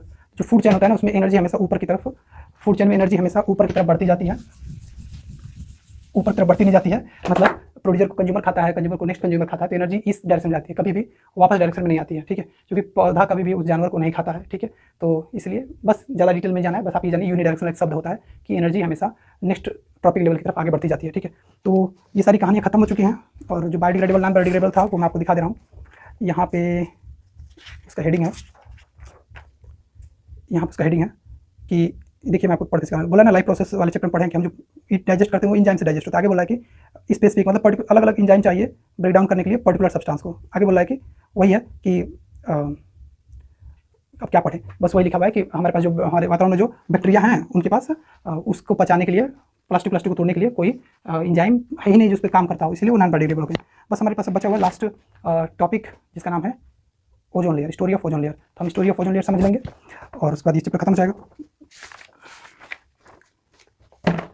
हाँ तो स्टूडेंट्स जैसे कि हम लोग धरती पे हैं, ठीक है, और इसमें लगभग 15 किलोमीटर से लगाए 25 किलोमीटर तक, ठीक है। अब ये नंबर याद नहीं रखना है, ठीक है, इसलिए नंबर लिखेंगे बस यानी कि कुछ ऊंचाई पर एक लेयर है, ठीक है, जिसको हम लोग कहते हैं ओजोन लेयर कहते हैं, ठीक है। तो ये ओजोन बनता कैसे है? तो ये ओजोन हमारे हम जो ऑक्सीजन सांस लेते हैं ना धरती पे, जिस ऑक्सीजन से हम सांस लेते हैं उसी ऑक्सीजन से ओजोन लेयर बनता है, ठीक है। कैसे बनता है?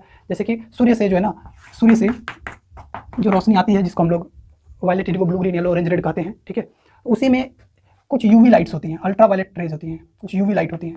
यूवी का फुल फॉर्म नहीं लिख रहा हूँ, अल्ट्रा वायलेट लाइट होती है, ठीक है। ये अल्ट्रा वायलेट लाइट काफ़ी उसके अंदर बहुत ज़्यादा एनर्जी होती है, ठीक ना। यानी अगर जैसे हम लोग धूप में जाते हैं तो हम लोग को बहुत ही धूप लगती है, ठीक है, तो वो तो अभी violet, indigo, blue, green, yellow, orange, red VIBGYOR है, वो तो अभी उसमें इतनी हीट लग रही है। अल्ट्रा वायलेट रहेगा तो हम लोग अगर हाथ से सर भी ढके ना तो हाथ जल जाएगा, और कपड़े अगर पहने रहे हैं या टोपी लगाए रहे हैं तो भी टोपी एकदम लगेगा कि जल जाएगा, वो उसमें बहुत ज़्यादा एनर्जी होती है, ठीक है।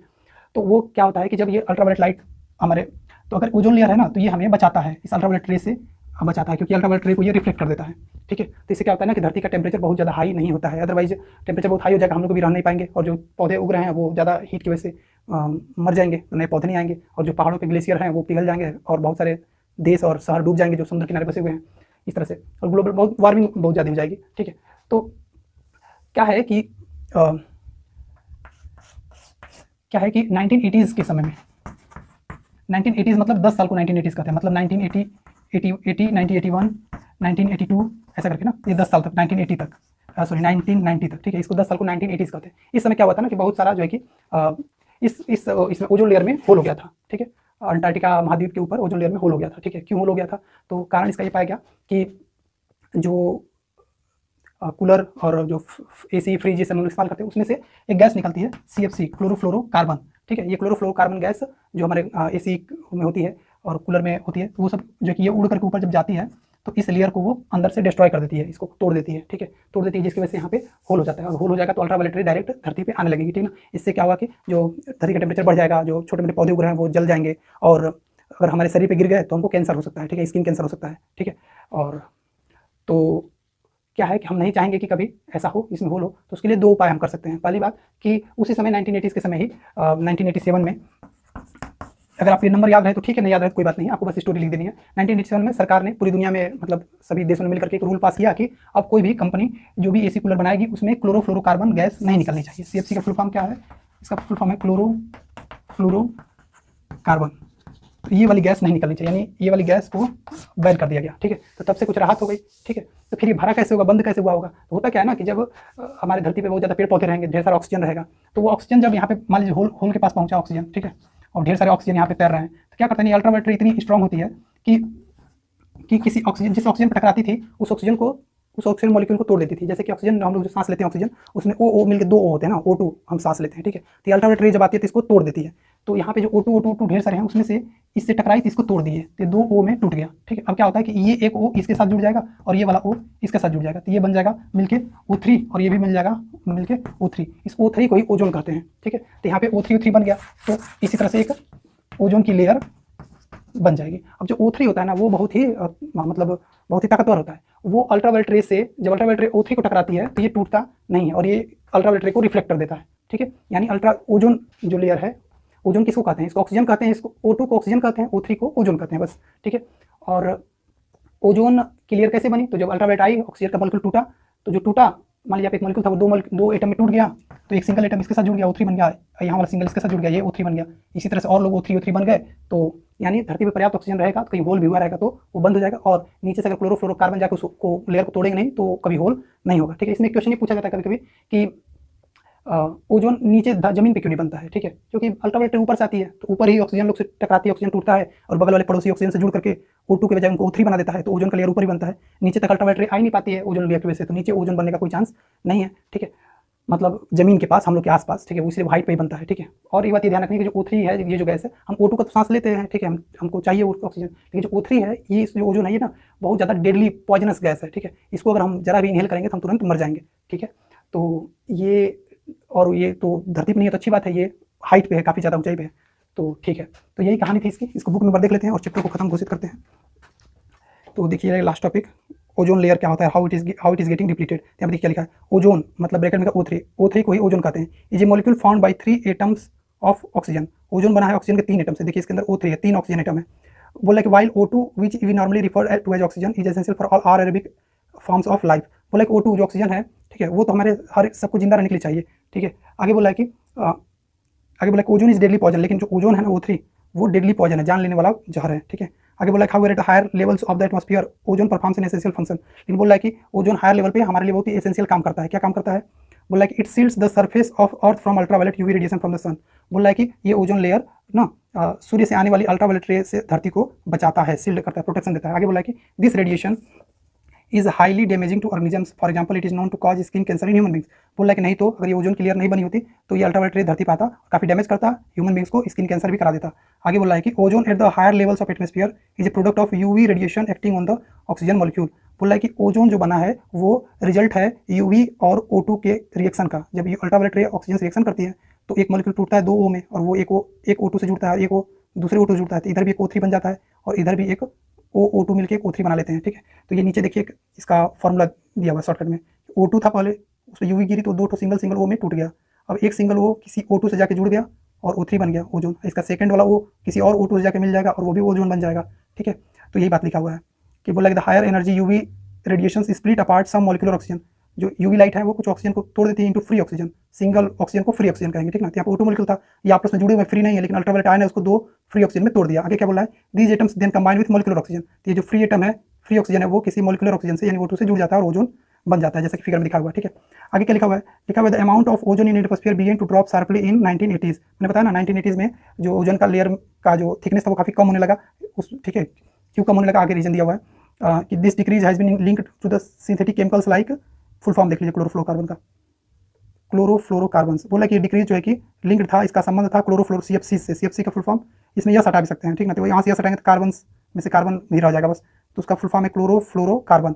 तो क्लोरोफ्लोरोकार्बन की वजह से ये डिक्रीज हो रहा था। Which are use as refrigerants, जिसको हम ठंडा करने वाली चीज़ों में इस्तेमाल करते हैं जैसे, और फायर एक्सटिंग्विशर में भी इस्तेमाल करते थे उस समय।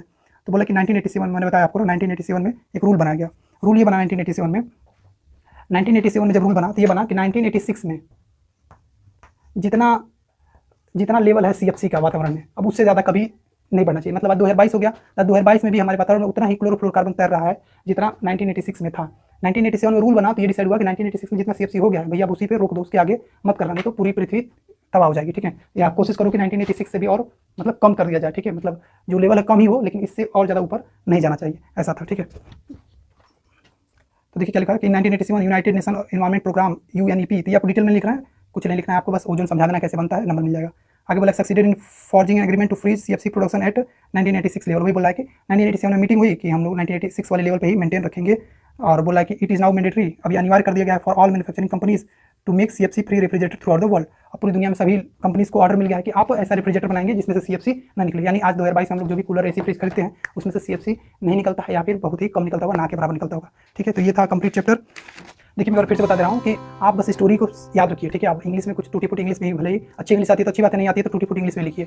तो समराइज करते हैं, पहले हमने पढ़ा कि इकोसिस्टम क्या होता है। तो living thing non living thing सब मिलजुल के रहते हैं, तो इकोसिस्टम होता है जैसे कि जंगल हो गया, तो वहाँ पे कुछ जो लिविंग थिंग है वो तुरंत बिना सांस ले रहा है, तो सांस भी ले रहे हैं, पानी भी पी रहे हैं, तो पानी पीना नॉन लिविंग थिंग है। सांस जो ऑक्सीजन ले रहे हैं, हवा ले रहे हैं, वो भी नॉन लिविंग थिंग है। तो सब लोग मिलजुल के आपस में जी रहे हैं, इकोसिस्टम हो गया, ठीक है। कुछ इकोसिस्टम इंसान बनाता है तो मैन मेड हो गया, जो नेचुरली बना वो नेचुरल इकोसिस्टम हो गया। अब इकोसिस्टम सब लोग मिलजुल कर रहते हैं, जरूर कोई किसी को खाएगा अपने जिंदा रहने के लिए, ठीक है। तो जो अपना भोजन खुद बनाते हैं उनको प्रोड्यूसर करते हैं, जो दूसरों खाते हैं कंज्यूमर करते हैं। ये लोग मरते हैं तो जो सड़ाता गलाता है उसको डिकम्पोजर करते हैं, ठीक है। अब जब एक बंदा दूसरों खाता है तो एक लिस्ट बनती है, उस लिस्ट को कहते हैं फूड चेन, ठीक है। फूड चेन के हर एक स्टेप को हम कहते हैं ट्रॉपिक लेवल, ठीक है। Trophic level 1, trophic level 2, trophic level 3, trophic level 4, ऐसे करके, ठीक है। अब कोई भी जो फूड चेन होता है उसमें सबसे नीचे वाले को जो भी खाएगा उसका 90% उसका जितनी एनर्जी रहेगी उसमें से उसको सिर्फ 10% ही मिलेगा। फिर उसको कोई खाएगा तो उसको थर्ड वाले को केवल उसका 10% ही मिलेगा, जिसको कहते हैं 10% लॉ, ठीक है। केवल प्रोड्यूसर जो है कि प्रोड्यूसर जो सनलाइट जितना मिलता है उसमें से केवल 1% ही लेकर के अपने आप को बनाता है, बाकी उसको जो खाता है उसको केवल उसको 10% मिलता है, ठीक है। तो ये बातें हुई थी। और उसका फूड वेब था कि रियलिटी में एक स्ट्रेट लाइन ही नहीं होती है फूड चेन की, वो हमेशा ब्रांच होती है, ये उससे मिला होता है, कनेक्टेड होते हैं, ठीक है। तो उसको फूड वेब कहते हैं, फूड वेब को ज़्यादा भाव देने की जरूरत नहीं है। उसके बाद हम लोग पढ़ रहे थे कि बायोलॉजिकल मैग्निफिकेशन क्या होता है। उसमें क्या था कि पेस्टिसाइड जो केमिकल हम छिड़कते हैं अपनी पैदावार बढ़ाने के लिए, पेस्टिसाइड इंसेक्टिसाइड, वो केमिकल्स डिग्रेडेबल नहीं होते, वो टूटते नहीं हैं। इसीलिए पौधा खाता है तो उनके शरीर में पड़ा रहता है, उसको बकरी खाती है, बकरी के शरीर में पड़ा रहता है, बकरी को शेर खाता है, शेर के शरीर में पड़ा रहता है, या बकरी को कोई नॉन वेजिटेरियन जो है कि इंसान खाता है तो उसके शरीर में चला जाता है। तो इसको कहते हैं बायोलॉजिकल मैग्निफिकेशन, मतलब कचड़े का या उस केमिकल का ऐसे ही हम बचे रहना और आगे बढ़ते रहना, ये बायोलॉजिकल मैग्निफिकेशन कहलाता है, ठीक है। और ये शरीर को गलत इफेक्ट डालता है, ठीक है। उसके बाद हमने पढ़ा कि बायोडिग्रेडेबल नॉन बायोडिग्रेडेबल सब्सटेंस क्या होते हैं। तो बैक्टीरिया जो होती है ना, वो जिन चीज़ों को सड़ा गला देती है वो बायोडिग्रेडेबल होते हैं, जिनको नहीं सड़ा गला पाती है वो नॉन बायोडिग्रेडेबल होते हैं। जिनको सड़ा देती हैं ऐसा इसलिए कर पाती है क्योंकि उनके पास उनके जो सलीवा है, लार है, उनको जो केमिकल छिड़कते हैं वो केमिकल वो एंजाइम कहलाते हैं, वो एंजाइम उन लोग पे काम करते हैं तो सड़ा गला पाते हैं।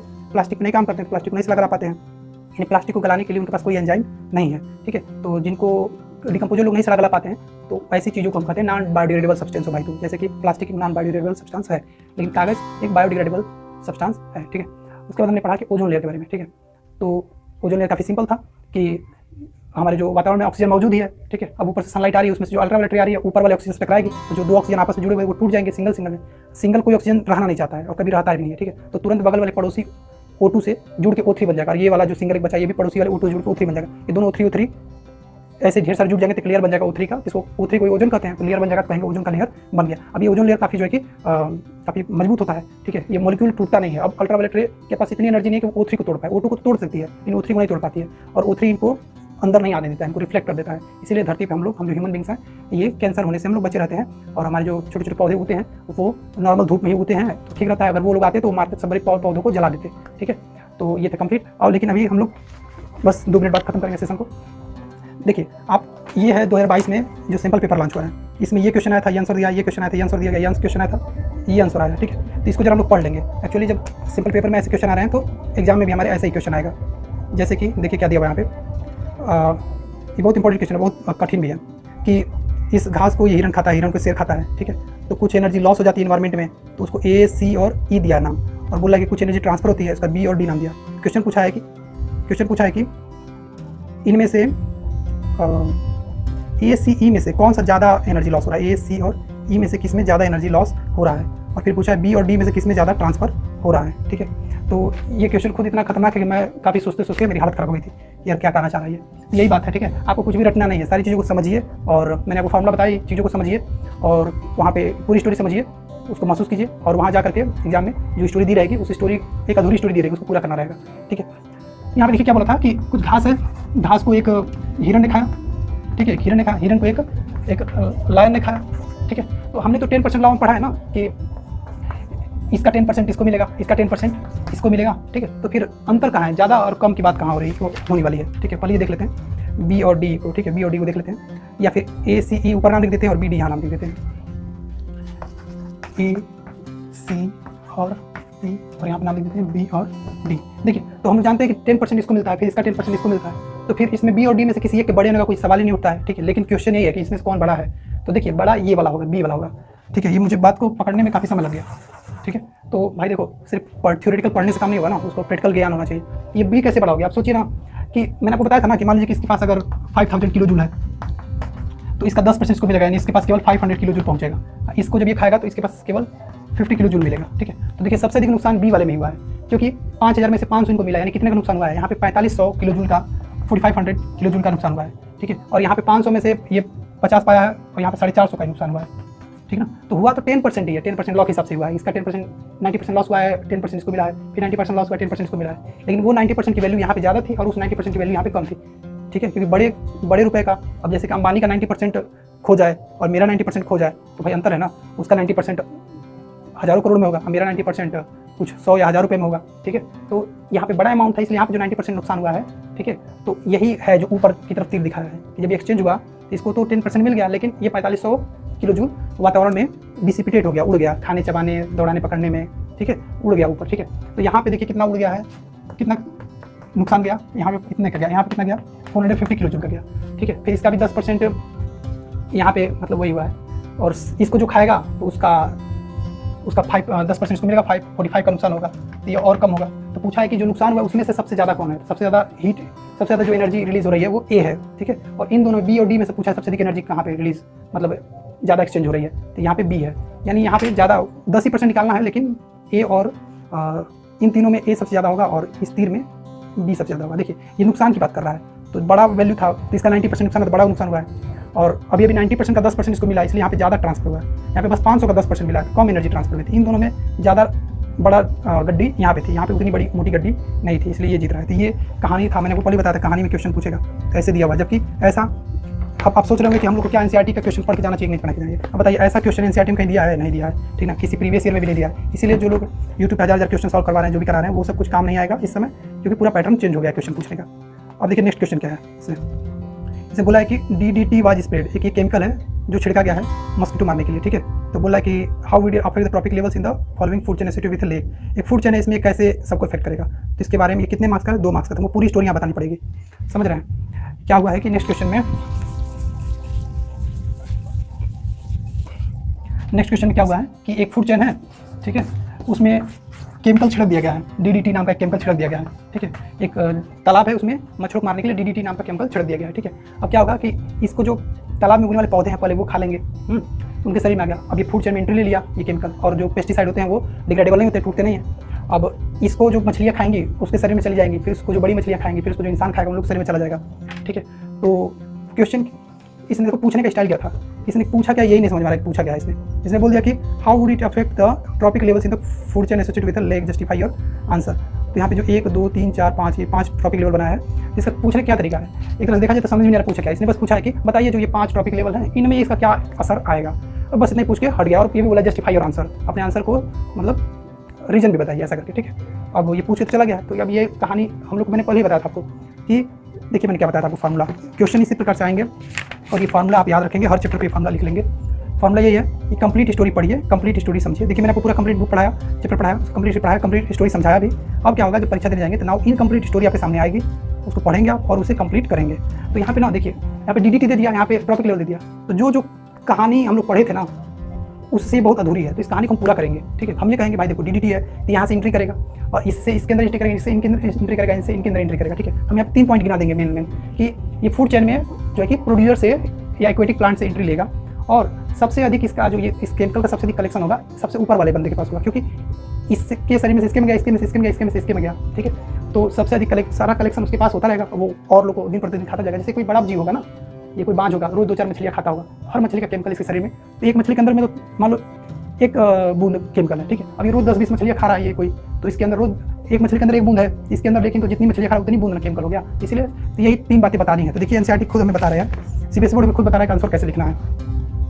तो अच्छा, ये एनर्जी वाला आंसर मैंने आपको दिखाया हूँ, ये मार्किंग स्कीम है, कैसे नंबर मिलेगा। तो यहाँ पे पूछा था कि कौन बड़ा होगा, हम बोलेंगे A will represent more energy transfer as compare to C and E, C and E से ए ज़्यादा होगा, इतना बस लिख देंगे तो हमको आधा नंबर मिल गया, 2 नंबर में से आधा मिल गया। फिर हम लोग लिख देना बी और डी में इसको ज़्यादा, तो बोल देंगे B will represent more energy transfer as compare to D, आधा नंबर मिल गया, ठीक है। यानी केवल ए भी लिख देते और केवल बी भी लिख देते तो भी आधा नंबर मिल जाता, ये पूरा सेंटेंस नहीं लिखते तो भी। अब तो अभी आधा 1 नंबर मिला है, अभी 1 नंबर बाकी है, जिसमें बोला था ना गिव रीजन फॉर आंसर, बोला कि क्यों आपको लगता है कि यहाँ पे ज़्यादा होगा, यहाँ पे क्या ज़्यादा होगा, क्योंकि हम बोल देंगे कि 10% लॉ के हिसाब से है, ट्रांसफर तो होता है, लेकिन यहाँ पे कैसे लिखा है ये काफ़ी कठिन है। तो 10% लॉ ही बस लिख दिया है यहाँ पे। देखिए बोला ना, यहाँ पे 10% लॉ को एक्सप्लेन करके समझाया, यहाँ पे शॉर्ट में समझाया, अल्टरनेटिवली एक्सेप्ट बोला कि in according with 10% law of energy transfer of energy in food chain only 10% energy available at the tropic level. तो देखिए यहाँ पे क्या कहना, रीजन ज़्यादा समझाया नहीं है, बस 10% लॉ को लिख के भाग गया यहाँ से। मैं आगे बताता हूँ वो क्या करना चाहता है। वहाँ पे मैंने आपको समझाया ना कैसे एग्जाम्पल लेके कि मान लीजिए 50,000 था तो उसका 10% केवल 5,000 हुआ, फिर 10% मतलब 500 रुपया हुआ, इस तरह से हो रहा है, ठीक है। इसमें कोई एग्जाम्पल नहीं दिया, वो बस वहाँ पे 10% लॉ का नियम लिख करके आगे बढ़ गया है, तो भी उनको नंबर देना पड़ेगा। ऐसा खुद उन्होंने कहा है कि अगर उन्होंने खुद लिखा है ऐसा और वो हम लोग भी ऐसा लिख के आते हैं तो वो हमको नंबर देंगे। तो ऐसे क्वेश्चन में अगर हम ज़्यादा नहीं एक्सप्लेन करेंगे, बस 10% लॉ लिख देंगे, इसका मतलब वही निकल के आ रहा है कि चूँकि हर अगले स्टेप को 10% ही मिलता है। तो भाई जैसे मैं कहीं से कुछ मांग के लाऊँ, ठीक है, अब मान लीजिए मैं किसी से आधा बिस्किट मांग के लाऊँ तो मुझे तो इतना बड़ा मिलेगा, लेकिन मुझसे कोई मांगेगा तो मैं उसको आधा दूंगा तो उसको इतना बड़ा नहीं मिलेगा, उसको छोटा मिलेगा ना। तो ज़्यादा बड़ा डील तो यहाँ पे हुआ था, इधर तो छोटी डील हो रही है, तो बात वही इसीलिए लिख दिया है।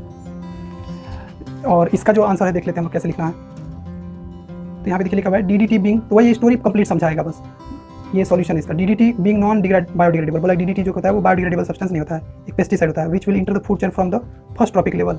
ये प्लैंकटन नहीं लिखना है आपको, क्योंकि ये नाम हम लोग ने नहीं सुना है, ये 11th में आएगा।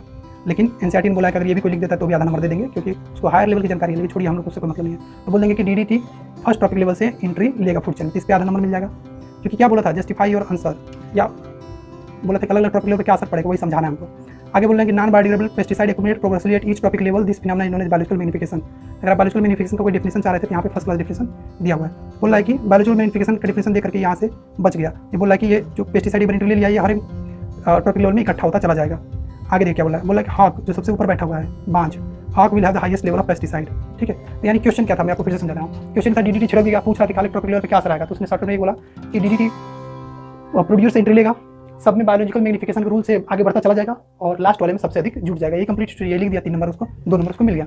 लास्ट एक क्वेश्चन बचा है बस, जो सिंपल पेपर में आया था, ओजोन पे क्वेश्चन है। अब देखिए इसको पूरी कहानी के साथ पूछा है कि gas A found in the upper layer of the, कोई गैस ए है जो एटमॉस्फेयर में पाया जाता है ऊपर। तो मैंने आपको एक फोटो बना के समझाया था ना भाई, देखिए मैं आपको बार बार कह रहा हूँ कि स्टोरी में आएगा। देखिए फिर से एक स्टोरी बना रहा है कि बोला कि जैसे कि अर्थ है, अर्थ बोला नीचे नहीं वो गैस पाई जा रही है, जो गैस ए है वो अपर लेयर में पाई जा रही है, काफ़ी ऊंचाई पे गैस ए पाई जा रही है। आप समझ सकते हैं कि ऊंचाई पे, देखिए क्या कह रहा है कि इसको मोड़ देते हैं ऐसे। बोला कि एक गैस ए है जो found in the upper layer of the atmosphere is deadly poison. बोला कि गैस ए है जो अपर एटमॉस्फेयर पाया जाता है और डेडली पॉइजन, यानी साफ वो ओजोन की बात कर रहा है, ऑक्सीजन की बात नहीं कर रहा है, ठीक है। बोला कि but is essential for all living beings. बोला कि डेडली पॉइजन तो है, लेकिन हमारे जो धरती पर लिविंग बींग्स उनके लिए बहुत जरूरी है, यानी वो ओजोन की बात कर रहा है। अगर ओजोन वहाँ नहीं रहता तो हम लिविंग बींग को काफ़ी झेलना पड़ जाता, क्योंकि सनलाइट से जो अल्ट्रावायलेट किरण आती है हम ह्यूमन बींग को कैंसर करा देती और जो पौधे वो जल के राख हो जाते वो, ठीक है। तो आगे क्या बोल रहा है, आगे बोला है कि the amount of this gas started declining sharply in 1980s। मैंने अभी कहानी बताया था कि 1980 के दशक में, मैंने 1980 से लगा अगले 10 साल में काफ़ी ये गैस घटने लगी थी, ठीक है। यानी ये लेयर जो यहाँ पे लेयर थी वो पतली होने लगी थी, ठीक है। तो बोला identify the gas A, question है कि गैस ए का नाम बताइए, तो गैस ए का नाम रहेगा ओजोन।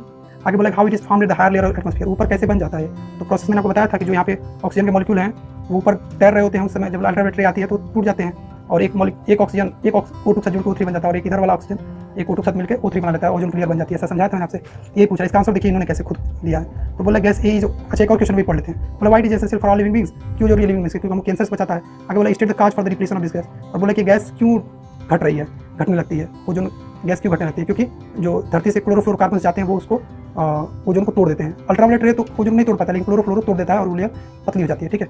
तो ये 3 नंबर में है। तो देखिए इन्होंने आधा नंबर इस बात पे दिया है, ओजोन गैस है ये बताने के लिए आधा नंबर दे दिया है। आगे बोला alternatively accept the formula of the gas, बोला किसी ने ओजोन लिख दिया और गैस का नाम तो भी नंबर दे दीजिएगा, और किसी ने फार्मूला लिख दिया तो भी दे दीजिएगा, इसका मतलब समझिए। इस गैस का नाम पूछा गया था ना, इस गैस का नाम बोला गया है, एनसीईआरटी ने बोला है अपने टीचर्स को कि कोई ओजोन लिख दे तो भी नंबर दे दीजिएगा, नहीं तो कोई O3 लिख दे तो भी नंबर दे दीजिएगा, क्योंकि ओजोन को ही O3 या O3 को ही ओजोन कहा जाता है। ठीक है, तो ये मार्किंग का तरीका है। आप यानी बस आप सही लिखिए, शॉर्टकट में भी लिखिए तो भी नंबर मिल जाएगा। आगे देखिए क्या बोला, पूछा था कि कैसे बनता है, तो वो समझाया कि ozone is high level of the atmosphere product of, तो वो बोला है कि यूवी आएगा, O2 टूटेगा, फ्री ऑक्सीजन एटम बनेंगे, वो वापस जुड़ जाएंगे। तो यहाँ पे देखिए मैं काम की चीज़ दिखा रहा हूँ आपको। बोला कि एक नंबर दे दीजिएगा, पूरा एक्सप्लेन करके लिखेगा, नहीं तो यहाँ पे लिखा हुआ है कि अल्टरनेटिवली एक्सेप्ट, बोला अगर ये ना कोई बंदा लिखे, केवल एक फार्मूला भी लिख दे तो भी आप नंबर दे दीजिएगा, लेकिन यहाँ पे बोला है ना फार्मूला गलत नहीं होना चाहिए, यानी ध्यान रहे क्या कहना चाह रहा है।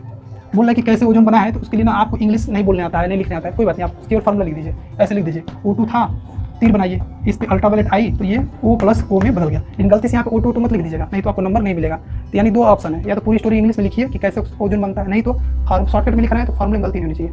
अब अगले स्टेप क्या होगा कि जो एक और ये जो उसमें का एक O है वो किसी O2 से मिलकर क्या बना देगा, O3 बना देगा। अगर आप इतना भी लिख देंगे तो इंग्लिश लिखने से बच जाएंगे तो भी आपको नंबर मिल जाएगा। यानी आप समझ रहे हैं, सीबीएसई बोर्ड खुद कह रहा है कि आप लिखिए, चाहे एक्सप्लेन करके लिखिए, चाहे शॉर्टकट लिखिए, बस सही रहना चाहिए, हम आपको नंबर जरूर देंगे।